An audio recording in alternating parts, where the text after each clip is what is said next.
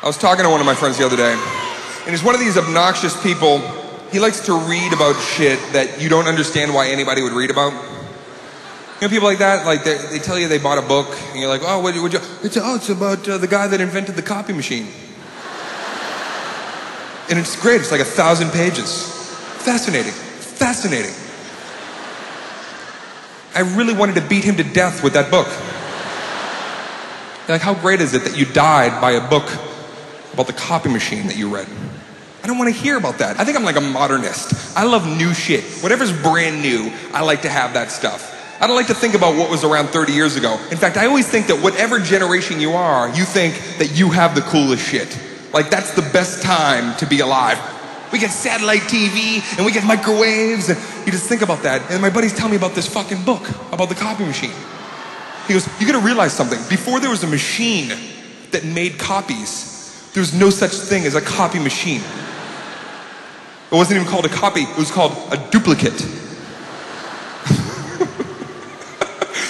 If you wanted a copy, you had to take that to somebody who worked in your office, and you have to say, hey, I need a duplicate. And I started thinking about it, I'm like, you know what? Any time that you were alive, you think that's the generation that is the shit. He started telling me, he goes, let me tell you how they made copies 1,000 years ago. I go, tell me, fuckface, keep talking. I hate this. I hate everything we're talking about. This is what he tells me, okay? 1,000 years ago, they would line up 300 Shaolin monks, right? They would take these monks, and they would give every monk like an easel with this special paper, and they had these quills, and then one monk would read from a scroll. He would be like, Latin, Latin, Latin, Latin, Latin, Latin words, Latin ideas, Latin, fucking Latin, Latin, Latin. And all the monks, they would listen, and then whatever he said for hours and hours, days, months, years, they would stand there.